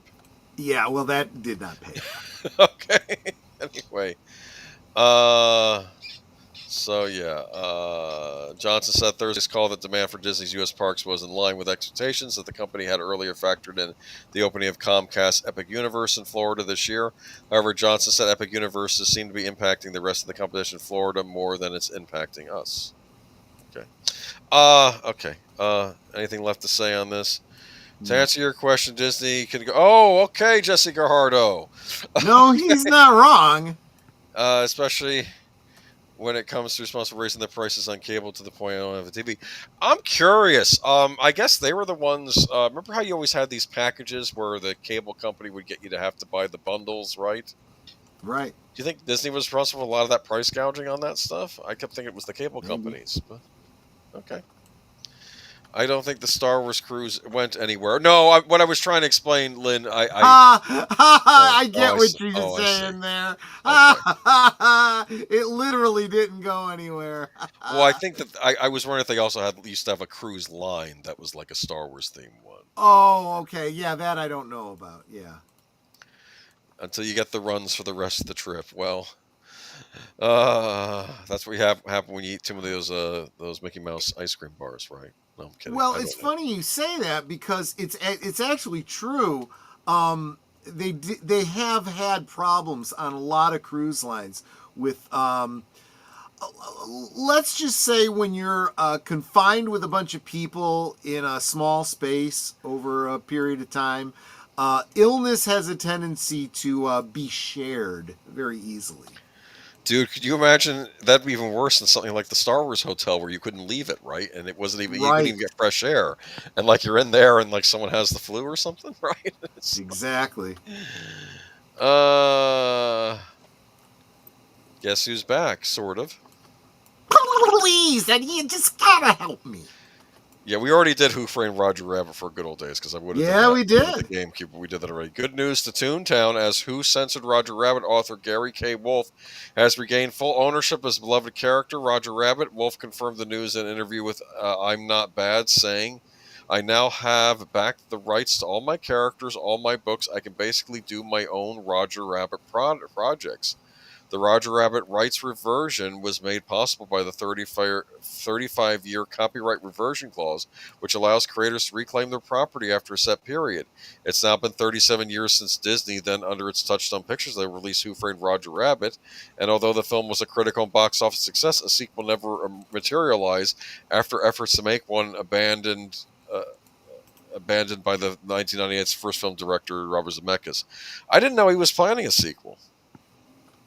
Yeah, and as you read into the article, you're going to see probably a little bit more about this because there was some bad blood between him and Disney. Shocker, I know. Oh, he had the fight to get it made. Yeah, and to get certain residuals from it and so forth. So, Disney was not going to want to work with him again. Now, here's my question going into this, and I'm sure the guys over at Midnight's Edge would have a better insight on this than I would, but he may have the rights now to Roger Rabbit, but does he have the rights to make a sequel to a Disney-made Roger Rabbit film? No, I don't think so. Probably not. It wouldn't even make sense to do it, and I'll explain why, even though it is an iconic movie. True. The original book, I believe from what I read, he wasn't a cartoon character, he was a comic strip character. Right. Like in the Sunday comics. So theoretically, could they do a Who Framed Roger Rabbit movie with other comic strip characters like Peanuts or Garfield or things like that? I don't know. I That would mean, be interesting. That I would be I interesting. I mean, I don't know whatever Roger Rabbit movie we're going to get. It's going to be a different animal than what we got in '88. I don't think that's necessarily a bad thing. At least if the original creators evolve and they get some talented director behind it, it might be. I mean, let me see. Here's what he said though. Any sequels that we do have to match the quality of the original movie, its production value and tone and script content and empathy and in character development has to be as good or better than what we did before. That's what the fans want, and I promise the fans that's what I'm going to give them. See, that's how somebody talks. That's how Yeah. you're supposed to talk. But again, this is the writer of the book, so he understands that we have to do as good, if not better, than what we did back in '88. I'd watched that movie recently this year too. It still holds up. It's a Yeah. brilliant movie. There's a reason why it was the blockbuster of that summer when it came out. He revealed the rights quietly reverted about a year ago, and that his focus has already shifted to new projects, which, with one of his most advanced ideas centering around Jessica Rabbit, the one that's the most prominent is a live-action Jessica Rabbit movie based on the book Jessica Rabbit, Serious Business. It was the first project that we took a look at and the first one we started developing. It's probably the one that's furthest along right now. Wolf could be revising material from Who Censored Roger Rabbit, including elements that didn't make it into the first film. A lot of people have asked why didn't we do the first movie more closely to the Who Censored Roger Rabbit book? Well, that's on the table. The author who previously sued the Walt Disney Company for unpaid royalties said he would love to work with them again on future projects, but if Disney had wanted to make more Roger Rabbit, they would have done so a long time ago. Let's hope there's more Roger Rabbit in the future from other interested parties. I do want to say something. Warner Brothers owns a ton of cartoon characters. Yeah. They own the Looney Tunes, but they also own a lot of the Tex Avery stuff. I mean, theoretically, they could probably do another Roger Rabbit just without the Disney characters. I mean, what do you think? I don't know. I think so. Absolutely. Or maybe make it closer to the book, which I should really read the book to see how different it was. But I don't know. I'm intrigued. I hope they get projects off the ground. I think someone's going to pick this up, right? I hope so. I would think Let's see what Universal would probably want to jump on this. Or Paramount. Yeah, or Paramount, yeah. But I'm pretty sure you'll never get the Disney and Warner Brothers characters crossover again. That minute of Bugs and Mickey is that's it. And the minute of Daffy and Donald. Well, that's why it was unique for the time, but I think they could still do something quality. Roger Rabbit gets a sequel. It's going to have to include every Disney, Warner Brothers, Hanna-Barbera, Nickelodeon, Cartoon Network, and maybe some anime. If good down. It'd be funny if it was done in modern times. And he's up against modern cartoon characters, like if Shrek shows up or something, right? And of course, now we're getting into the plot of the Chip and Dale fiasco movie. Yeah. But Daffy versus Donald, Dueling Pianos was legendary. I love the original Roger Rabbit. We've both spoken highly of it on here. Oh, yeah, absolutely. That's a movie Disney would never make now. Probably. I'm kind of surprised they made it back then. They had to fight to get that movie made. One of the rules was with Mickey Mouse, if you're going to have Mickey Mouse and Bugs Bunny, they both had to be on screen at the same time because neither could overtake each other. Wow, interesting. That's the same thing with Donald and Daffy in that scene, because that was to get them in the movie. One couldn't upstage the other. Do you understand? So it's kind of like Steve McQueen and Paul Newman in Towering Inferno. But anyway, because they both had the credits on the screen at the same time. Did you know that? Yeah. I think they had the same amount of dialogue too. I think that was another rule of that movie. But Warner Brothers Discovery reworks David Zaslav's compensation package amid sales chatter. Amid a split of Warner Brothers Discovery and chatter, it's fielding bids from would-be buyers. David Zaslav's pay package has been altered to ensure his stock options vest regardless of what happens to the company. Earlier this month, Warner Brothers Discovery and Zaslav agreed to amend his stock option agreement, originally entered in June during the period of the company was focused on spinning off the company's TV networks into a new separate entity, according to a Thursday Securities and Exchange Commission filing. The move is intended to align the exec's incentives with shareholder interests during the ongoing strategic review. The agreement clarifies that if the company pursues something called reverse spinoff by retaining Warner Brothers and spinning off Discovery Global, the transaction, as long as it's completed before the end of 2026, will be treated in the same manner as the original planned separation for the purposes of Zaslav's payout. It also widens the scope of qualifying events in a way that allows the stock options to vest if there's a change in control of Warner Brothers Discovery, though it excludes any sale of Discovery Global. The filings amid Paramount, Comcast, and Netflix preparing bids for Warner Bros. Discovery ahead of the November 20th deadline, fielding first-round offers, reported the Wall Street Journal on Thursday. If the company enters into such an agreement before December 31st, 2026, and a separation hasn't been realized, Zaslav's term will continue until at least 2030, rather than the end of 2027, as would have been the case had the separation been completed. This extension is intended to secure Mr. Zaslav's leadership for Warner Bros. Discovery for the same period that we had contracted to have him serve as the chief executive officer of Warner Brothers following a separation, the filing reads. If there's a separation, Zaslav's compensation will be modified to reduce his annual compensation and allocate a significantly greater portion of his pay to long-term incentives in order to achieve stronger pay for performance alignment, according to the document. And apparently Bruce Campbell is hired as a strategic officer at this company. Really? His name is Bruce Campbell. I thought it'd be funny if it actually was Bruce Campbell. No, anyway. Yeah. Okay, so what is this? The impression I get from this is they want to sell by the end of the year, but they have to have a backup plan in case that doesn't happen, right? Right. And this is so Zaslav can still get a sweet payday, right? I would imagine so, yeah. Okay. I don't... So that means let's get this thing done. What are they trying to sell, though? Are they trying to sell the Discovery side of things or the Warner Brothers side of things?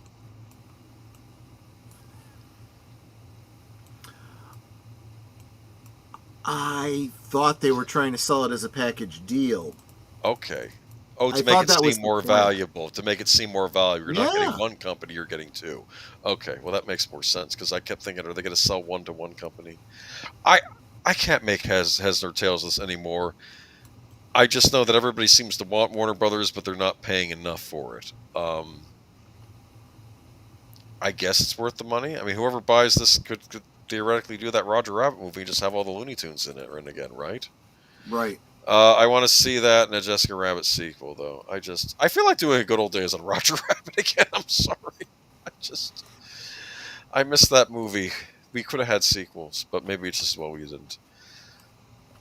600 Paramount Skydance employees quit instead of returning to the office, and it costs the company $185 million filing show. That's a large chunk of change. Yep. Hundreds of Paramount Skydance employees decided they'd rather find a new workplace than go back to the office 5 days a week. In September, following the law-installed $8 billion merger of the two media juggernauts, CEO David Ellison told employees in a company-wide email that they would be required to return to working in person 5 days a week or take a buyout of a series of efficiency changes to unlock Paramount's full potential, according to the memo. As I said during our town hall, some of our most formative moments of my life happened in the rooms where I was a fly on the wall, listening and learning. I've never seen that happen on Zoom, Ellison said in the letter. Come now, the Zoom meeting was the great contribution to society of Generation X. I'm sorry, I didn't mean to say that. That was a joke I heard somewhere. Never mind. Okay. About 600 employees in the company's Los Angeles and New York offices at the vice presidential level and below took the buyout. According to the company disclosures filed Monday, and the severance packages set Paramount back $185 million. The filings cited restructuring costs associated with actions to align business around our strategic priorities. According to a shareholder letter released Monday ahead of the company's earnings presentation, Paramount expects to incur $1.7 billion in restructuring expenses. Question for you. Do you think these people quit because they thought they were going to be let go? Oh, that's a possibility. I think the other possibility is they had structured their lives around working from home. Okay. And are not in a position where they can change path. They could be living in another state. Okay, yes. They could be living in another state. They could be in a situation where They don't have child care Yeah. or something like that. Okay. So, okay. So I guess good on them. Or they got they took the money and ran. 600. What's 600 into 185 million? No idea. No idea. I don't know. I don't know if everyone got the same pay package. All right, but moving on to let's see here. Grace Randolph. Yeah, yes, we are. Everyone's been waiting for this story. We're getting there. Yeah. I never thought I would be in a position where I'm now defending Brie Larson. I think I said in the description. I think I said something. Let me see. Let me see what I say.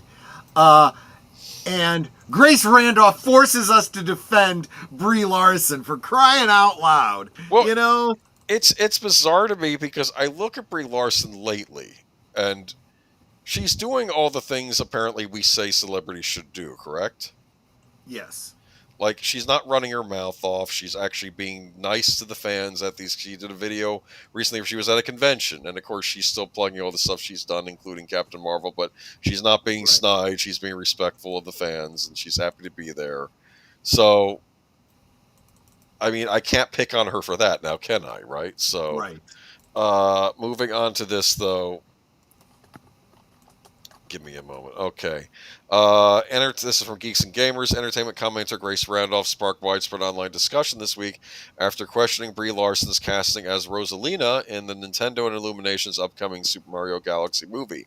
Geeks and Gamers covered this controversy on YouTube. The video can be viewed on YouTube. Okay, the early reaction to the announcement has drawn significant attention across social media, where fans and industry watchers noted the unusually sharp tone from Randolph, a figure who typically supports major Hollywood talent. Her comments quickly prompted debate about whether Larson's involvement might influence audience reception for the sequel. Randolph's reaction began with a direct statement shared on November. Randolph wrote, "If anything can tank the new Super Mario Bros. Movie, it's Brie Larson." The post rapidly drew views, generating more than 2.9 million impressions within hours, and immediately igniting speculation about why Randolph reacted so forcefully to the casting. In a follow-up thread, Randolph expanded on her concerns and pushed back against the idea that discussing Larson's previous controversy should be off limits. She stated, "Hate channels are a scourge on entertainment and the industry, but this idea that we therefore can't say anything negative when there's plenty of evidence to back it up is insane." Her explanation centered around on the history of the media coverage surrounding Larson during the Captain Marvel promotion cycle and later during the rollout of the Marvels. While Randolph noted that the upcoming Super Mario Bros. Sequel is still positioned for commercial success, she suggested that Larson's previous press tour comments could potentially distract from the film's marketing. Will Super Mario 2 be a huge success? Almost certainly, Randolph said, but Brie Larson has a history of making comments on press tours, etc., that are not helpful and turn off audiences. Randolph referred to Larson's creative involvement in Marvel Studios' recent sequel writing. "She was also a big part of reimagining The Marvels, a film which I gave a good review, but that sequel ruined a billion-dollar character." I don't understand what she's saying here. Okay. So she's saying it's a good movie, but it ruined a character. I don't understand that. Because it did badly at the box office? Is that what she's referring to? I mean, she finds herself in the very unique position of having to deal with reality. Okay? She has a tendency to have bad takes on things and then have to walk them back when reality, kind of slaps her in the head. But in this case, she's kind of correct about what she's saying about Brie Larson. Brie Larson has done all the things she just said. She said stupid things. She is personally responsible for although her Captain Marvel movie technically did very well, she can't take credit for that. It did well in spite of her, not because of her. It did well because people, were still in the hype of, I gotta see them all before I go see the next Avengers. It was sandwiched between the two Avengers movies that were going to wrap up the Thanos, the Infinity. As soon as they saw Endgame and saw that she had almost nothing to do with it, And she was downplayed because of the stupid things she said and the bad PR she had brought upon herself. She was sidelined, and honestly, nothing that she has done with Marvel since has been successful. She's very much reviled by the fans. I think we gotta admit that. She did a lot of stupid, and it hurt her very, very badly. So she's reaped the repercussions of this. Now, I talked about this in a Liquid Lunch last week, and I said, we got to be honest. I don't know if she figured it out herself or some publicist grabbed her by the ears and said, you need to shut up. You need to get your crap together, and, otherwise your career is finished. Yeah. Let's see. Brie figured out that being an asshat and quit being ass and people not hate you is trying to get clickbait with romance and predator and synth. Grace is weird. Here's what I'm gonna say about what I think. Oh, go ahead. Well, I only said anything about Brie Larson just now, and in fact, again, ironically, it's a little bit defensive of her. I think she is on a redemption tour. She's trying to clean up her act, because if she doesn't, her career is, as I said, over. Grace Randolph, on the other hand, you can almost assume if she says it, it's probably wrong. Okay? You make a safe bet if you go on that premise. Okay? And Grace Randolph is not seeing the forest for the trees on this. I think everybody loves this is still true, everybody. People still love a redemption arc. Yes. We're a sucker for it. Yes. We also are so sick and tired of all the negativity that we really do want to just, okay, can we stop with all this? Can we just, find a way to get along again? Can we all be civil? Can we go back to making decent movies? And honestly, if she's going to do that, then more power to her, So, something else about Brie Larson, which obviously Grace Randolph didn't bother researching or doing anything. She was a Nintendo spokesperson. I didn't realize this. She used to do commercials for Nintendo. It might have been during the pandemic or a little after. She was doing stuff on Animal Crossing and stuff. So she already had a relationship with Nintendo. It's also very clearly that she may know that Nintendo has certain expectations for people that work for them. And because if you don't, you get let go. Yes. That was the other thing that I was going to say. Someone at Nintendo probably said, okay, we're going to do this thing, but we're not Disney. We're not putting up with that BS. Yeah. But I don't know. Believe it or not, I don't like hating on celebrities, but I do call them out on here. I do call them out here. And frankly, if Brie Larson just wants to move on from Marvel and do other things and probably go back to doing her Academy Award bait. That's what she used to do before she started doing these franchise things. But I don't think she's going to ruin the Mario movie, and I don't think she's going to open up her mouth on tour. And the original Mario movie survived Seth Rogen. Seth Rogen didn't even ruin that movie, so it's right. And the other thing that I said earlier this week was that this is probably the best way for her to reintroduce herself to audiences. It's a voice role, so most people aren't even going to recognize that is Brie Larson. I wouldn't have recognized it either because she sounds like just typical cartoon actress lady. Female person, yes. Because she sounds like female person, yes. Yes. Except Seth Rogen sounds like Seth Rogen. That's the weird thing. Like the weird thing of the other actors, even Chris Pratt doesn't necessarily sound like Chris Pratt in that because he has like a Brooklyn accent, and the guy who played Toad, what's his name? Keenan something. He didn't even sound like him. He's a good voice actor, but so I don't know.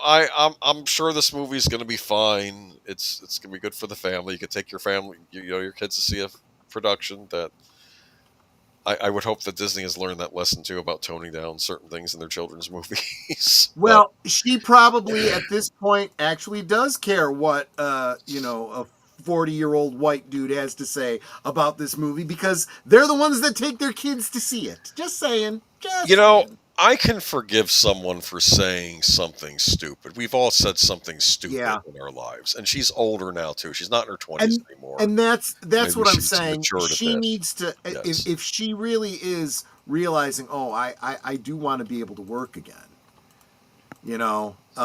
and she's realizing, this was not very good self-marketing. I mean, it was a hard lesson. That really got to her. Yeah. And I think if she's paid attention to what people have said, she knows everything she needs to know to redeem herself. It's like, oh, it's not enough for me to not piss off people, but when I do, don't get a cocky attitude. Are you going to be in the next movie? Does anyone want me to do it? I don't know. Everyone looked at her and was like, you're dumb. You're just, no. We don't want you to do it. If we did want you to do it, we want you to do it even less now. She was having a bad day or a bad moment, but she needed to actually to walk away. Well, because that's what you do when you're professional. And that's why, if you can't give a good answer, just walk away. People I'm keep sorry, talking about Sydney Sweeney and everyone else that doesn't take the bait. I'm not here to talk about that. I'm here to talk about such and such. I will talk about that when I feel like talking about it. It's like, okay, you just shut them down, So, yeah, but I don't know. Grace Randolph, she just has bad takes. I don't. She really does. And then she goes, just okay. But Rachel Zegler is what Brie Larson was in 2018. Yeah, kind of. I think Zegler's even worse because Zegler, I felt, kept doubling down. She did. When she said, I mean, I'll say this for Brie Larson. I don't know that she said anything anything is bad. Maybe she did, but I hope. Well, she didn't say anything anti-Semitic. She didn't. She didn't take a stand on probably the most contested world events. I mean, Zegler kind of stands head and shoulders in stupid above Brie Larson. Let's be honest. I'm a second chances guy, despite Hollywood trying to talk me out of it. Let's see where this goes. We'll see where this goes. I mean, she could still, in a couple months, do something really dumb on the press tour. We don't know, but I'm willing to. I'll put it as I'm willing to leave her alone. Okay, that's what I'm willing to do right now. So there we go. I am not gonna. Yeah. Let's put it this way: I'm not gonna boycott this cartoon over her voice acting. No, yeah. I mean, if I could deal with Seth Rogen, I could deal with Brie Larson. Right. I mean, yes. What to know about the BBC's latest crisis after its apology to Trump? This is so bad. My take on this is going to be not very popular. Really? Yeah. I'm curious. You and I may be different then. Okay, let's see. The BBC has issued a public apology to U.S. President Donald Trump over a misleading edit of his speech on January 6, 2021, but said it strongly disagreed there is a basis for a defamation claim. Since it was established more than a century ago, Britain's public broadcaster has been no stranger to controversy. Over the past week, it has been embroiled in one of the deepest ever crisis as its director general stepped down, its head of news quit, questions were raised about the veracity of its journalism, and Trump said he was mulling a $1 billion lawsuit. Here's what we know. Pressure on the broadcaster has been growing since the right-leaning Daily Telegraph newspaper published parts of a dossier compiled by the BBC's advisor on standards and guidelines on November 3rd, as well as criticizing the BBC's coverage of transgender issues and raising concerns of anti-Israel bias in the BBC's Arabic service. The dossier said that an edition of the BBC's flagship current affairs series, Panorama, titled Trump a Second Chance, broadcast days before the 2024 U.S. presidential election, was misleading. Specifically, it showed how third-party production company that made the film spliced together 3 quotes from 2 sections of the January 6, 2021 speech into what appeared to be one quote in which Trump urged supporters to march with him and quote-unquote fight like hell. By doing so, it made it look like Trump was giving the green light to his supporters to storm the U.S. Capitol as Congress was poised to certify President-elect Joe Biden's victory in the 2020 election that Trump falsely alleged was stolen from him. the outcry from opponents of the BBC, and there are many both in the UK and abroad, was immediate and voracious. The broadcaster, which is funded by an annual license fee of £174.50, paid by all UK households who watch live TV on any BBC content, was accused of bias against Trump, symptomatic of, they say, an inherent liberal bias in the organization. For days, the BBC said very little, saying it did not report on leaked reports. Many thought it was just a misjudgment, as it allowed the narrative around the edit to be led by its opponents. By November 9th, the pressure on the BBC was becoming increasingly acute, prompting its top executive, Tim Dave, and head of news, Deborah Turnus, to resign over what the broadcaster called an error of judgment. It was also revealed that Trump was demanding a retraction, apology, and compensation of the sequence. I guess I have to, Trump said when asked about whether he would go through with the legal threat, because I think they defrauded the public and that they've admitted it.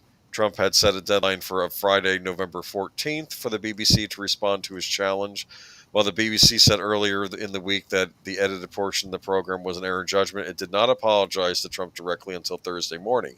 In a statement, it said its chair, Samir Shah, had personally sent a letter via a letter from its chair over the misleading edit, but said it had not defamed him. All right. While the BBC statement doesn't respond to Trump's demand that he be compensated for overwhelming financial reputational harm, the headline on its news story about the apology said it refused to pay compensation. The U.S. president has yet to respond to BBC's apology and its rejection of his demands for compensation. All right. So what do you think? So I think I've done a little bit of digging into law here, and I think he's got no case. If this had been broadcast in the United States, he might have a case, but it wasn't. It was broadcast on a very specific platform in the UK to only BBC licensors.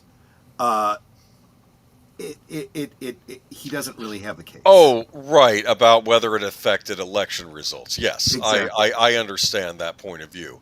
What I'm bothered about this is that, I'm sorry, you're journalists, you're the BBC, which I thought had a greater version of it. I mean, what do I know? I mean, maybe no. It probably doesn't. But they're supposed to be impartial, and you don't rig footage to make something that look like that's not there. I agree with you 100% on that aspect of it. It's wrong. I'm just saying I don't think he has a legal case. I don't necessarily think he does either. And if he tries to pursue it, it's foolish, and he's taking bad legal advice. Just leave it alone. In fact, if the people involved got fired or stepped down, just leave it at that. But he could actually find greater satisfaction just doing what he does and calling them out on it and saying, well, this is what happens, when you have, a bunch of propagandists, blah, blah, blah, whatever, make snide comments like you do. But here's the thing, even if you do have your own politics, you can't, this is just deliberately lying about a situation, and that's my problem. But yeah, and the fact is that most of the British populace know this. They're aware of this, and it's a problem they're going to have to deal with themselves. They've already removed the requirement that they have to pay for their license. How often do they have to pay that license? By the way, I think that's an annual thing. I'm not sure. That's a little pricey. Do we have any Brits in the audience that can tell us? Yeah. If there's anybody here who could tell us how those British licenses work. What was that? 172? That's more than dollars, right? I mean, that pounds are more than dollars, right? I mean, I don't know what the current exchange rate is. That seems like a chunk of change for what it was sounding, and I especially for programming that is frankly horribly biased like this. I mean, I certainly wouldn't want to pay for it if I had a choice in the matter. I mean, find stuff, if you don't like him, find stuff on Trump that you don't like, and like legitimate stuff, legitimate criticism. Don't make stuff up. Well, and that's the thing that's the thing about the media, right? If you're going to speak out against something, speak out against the truth. You shouldn't have to make up stuff to denigrate. If he's as bad as you say he is, just report the truth. You know? No, You they shouldn't said have to warp his words to make them bad. I got you. But yeah, he doesn't have a case here, and I think he's kind of nuts if he decides to pursue this. But then again, there's a lot of things he's doing that I think he's kind of nuts on because he's not taking the right advice, let's say. The best advice. Well, I would let it go regardless, but Yeah. 1 pound equals $1.31. Okay. Well, there you go. I heard it's still very expensive to buy food over there. Very expensive to buy food over here. We just went shopping today. Oh gosh. Yeah. Yeah. Here we are. I guess this is our final story of the night. Are any Billy Idol fans in the room? I'm becoming more of a Billy Idol fan all the time, actually. He's funny. Yeah. So let's see. Billy Idol shares new song Dying to Live for upcoming doc Billy Idol Should Be Dead. Billy Idol released new original song Dying to Live with collaborator J. Ralph on Friday, a track attached to the rock star's upcoming documentary Billy Idol Should Be Dead. Idol reported dropped the video for the song as well, which the Hollywood Reporter is sharing exclusively first. The video, which is also the documentary's final sequence, picks shots of Idol's life from childhood intersped with his music career and vintage illustrations of the singer. Those scenes are met well with Idol's warm vocal delivery alongside the swelling strings and light piano lines. Idol and J. Ralph co-wrote the song alongside Idol's collaborators Steve Stevens, Tommy English, and Joe Janiak. They hope the song will be a contender for a Best Original Song nod in this year's Oscar race. Billy Idol Should Be Dead premiered at Tribeca Film Festival this past summer and is expected to hit streaming sometime in early 2026. It's quite something watching a documentary about your own life, Idol said in a statement Friday. Seeing the landscape of my story all laid out inspired me to write a song for the end of the film that brings together what I saw in the film, all the strands of my life, really. It was thrilling to work with J. Ralph. Symphonic music has a unique cinematic authenticity. We felt this was essential to capturing the range of emotions the climactic moment of the film called for. As Ralph adds, the vision was to create a cinematic finale for the film, built around visuals and thematic orchestral feasts featuring Billy's voice and a string quartet composing the song inside the sonic universe, reveals every nuance and vulnerability of his vocals and lyrics in a way that had not yet been expressed in his previous work. He was totally up for it and brought the same rebellious spirit and fearless energy that defines his life at the very essence of punk rock. The doc comes amidst a busy time for Idol. Back in April, the rock icon released Dream Into It, his first album in 11 years. He is also currently on the road for its It's a Nice Day to Tour Again tour. I went to that. Yes, you did. And is slated to perform in Buenos Aires this weekend. Speaking with THR ahead of the album's release, Idol opened up about his aspirations for a Rock and Roll Hall of Fame induction, as well as his complicated relationship with his rock and roll life. It's a shame that sometimes by doing what you've got to do, you hurt the people you love, Idol said in April. But if you don't do it, you're going to let them down because they won't know the real you. This rock and roll career gave me enough money to help my children bring up their children, my 4 grandchildren. My dad was incredible, really killer at being the head of a family. I never imagined I'd be able to do the same as him, but funnily enough, at this stage of my life, rock and roll has given me the ability to be that guy. Well, good for you, Billy, and I will look for this documentary, and I'll look for your new album, too. Yeah. Yeah. He still can get on the stage and wail. He's in good shape for his age, I'll say that. Agreed. Billy Idol never took himself seriously. He never talked down to and hung onto his fan base. Plus, he never needed the cash. I think he's like a Duke or Earl or something or other. I didn't know that. Oh, does he have some sort of lineage or something? Yeah. I don't know. Cool. This I don't know. I do not know that. All right. Always Billy Idol. Okay. I guess that wraps it up. It sure does. Gonna be if you are over here on my channel And mine. or on Netter's channel, we are going to chauffeur you on over to Deleted Scenes channel for his evening show. If you actually deleted, if you want to go ahead and drop the link, if you are here on Age of Boomers channel, you're going to have to kind of come over with us. Click on the link. It's fine. Just click on the link, but Yeah. it'll be a good time. It's what is it again? Reserve seats? No. Wait a minute, I'm sorry, I believe it's he's doing a book talk. Oh, that's right. Okay, sorry about that. All right, cool, Yeah. cool. Tom someone or other. I forget. Tom someone or other. I forget. Tom Sawyer? No, not. I would remember that one. If for no other reason, I had a cousin named Tom Sawyer. I'm not kidding. Tom Holland, My Life in Tights. I don't know. I don't know. I don't That's know. funny. But That that wraps it up this week. And let me see. Real Wade Nation Gaming Clips says hi, Curtis. Hello, Real Wade Nation Gaming Clips. And I guess this wraps us up. But tomorrow night we have a special event. Special Life Day presentation, the Star Wars Holiday Special. I'll be getting that stream up very shortly, and I hope you can join us. And where festivities will be held, you will see Wookiees doing celebrating Life Day. Presenting their glowing Life Day orbs and marching off into a lit tunnel or something. I don't know. Carrie Fisher will sing. B. and Arthur never sing again. I'm sorry. Yeah, right.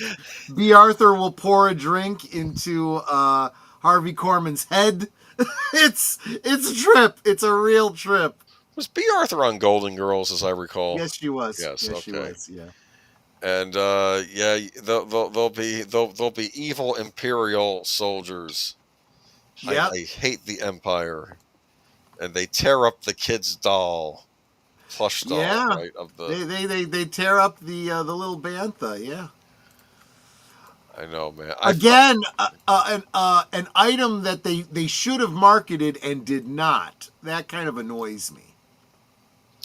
Where is the holiday special at? Well, Real Wade Nation Gaming Clips. If you join us on Troy's stream tomorrow, you will have a special link that you can click on to a certain cut of this movie. I will share some links to some various versions of it, but I am going. I think one is still on YouTube. The original cut is still on YouTube too, isn't it? There's an upscaled version on YouTube. Oh wow! Okay.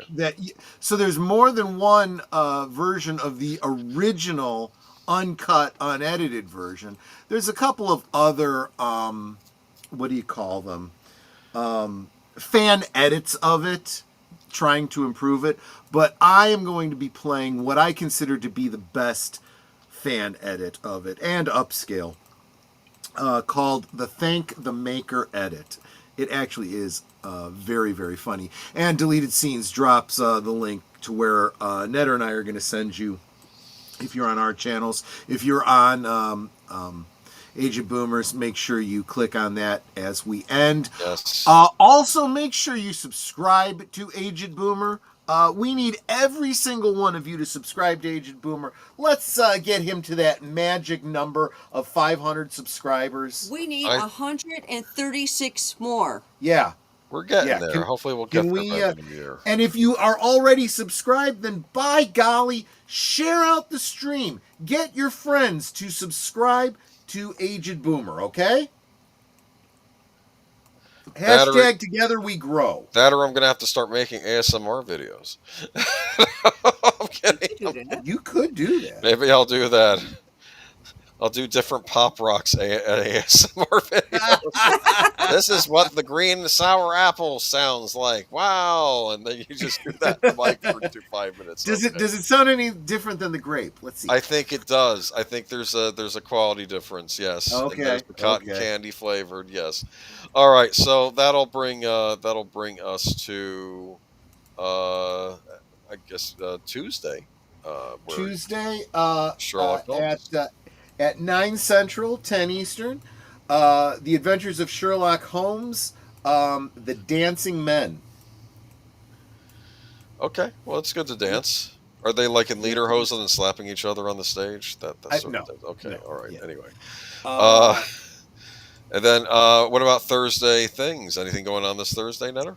My guest had to cancel Oh, family stuff, so it's going to be me and Troy talking with all of you. yep, yep, yep. well, you could talk about Thanksgiving stuff. Maybe we're getting close to the holiday. Yeah, we're actually thinking about doing something like what we did last year. We're still talking about it, but if y'all remember last year, what we did is we started kind of like 9-ish in the morning and was showing Thanksgiving films all day. Yeah. We may do something like that again. We're still discussing the logistics of it. Yep. Cool. And then that brings us to Friday, which will Yeah, be you want to tell everybody what we We're gonna told them Troy. earlier? Troy and I will be discussing our top 10 moments of science fiction in the 1970s. Now, this could be a wide range of things. Could be movies, could be TV, could be toys. We don't know, but it will. Well, we do know, but you don't know. But it'll be the it'll be the we're gonna be it's gonna be a bit of a time travel thing because we're gonna talk about what it was like to be a sci-fi fan in the 70s. I guess, right? If you think about it. Exactly. I'm going to. We're going. The idea being that we're going to be talking about our favorite sci-fi moments, even though we're going to be listing off a number of movies. I think each of those movies has a great moment that's worth talking about. Yeah, and that's cool. And that'll be this Friday. And then Saturday, are you going to be on any channels, or is it going to be yours? This Saturday is, let's see, Big Al Presents for Films with Friends. I'm drawing a blank on what movie it was, though. It's going to be big. One day it should be big. It's going to be fun, whatever it is. It's always fun. Okay. Anyway. All right, and that wraps it up, and then it'll bring us right around to next Sunday. Be sure to check out Deleted Scenes channel. He's got stuff going on during the week as well, and also Unscripted, which goes on before Geeky Geezers. And, of course, you have your Liquid Lunch during weekdays, too, at 1 p.m. Eastern Standard. Absolutely. Every noontime Central during the week. Hope you can join me. It's a different topic every day. Have you picked one for tomorrow yet? Monday musings. I don't know. I usually decide in the morning whatever's on my mind. If something stands out to me, something that I'm thinking about, just whatever. So it's about not being able to see Poe Dameron in a Star Wars movie again. Oh, gee. It's a joke. Yeah. I know you don't care. Yes, okay. All right. You realize that we're coming up on 10 years of Force Awakens. It's been 10 years. Jeez. Yep. God. That's 10 years. Yeah. That's yeah. All right. Don't care. I will not be celebrating any kind of celebration over it. Oh wait. I'll celebrate when Lucasfilm is either sold from Disney, or Kathleen Kennedy retires, or Bob Iger is kicked out and someone else takes over. I don't know, something.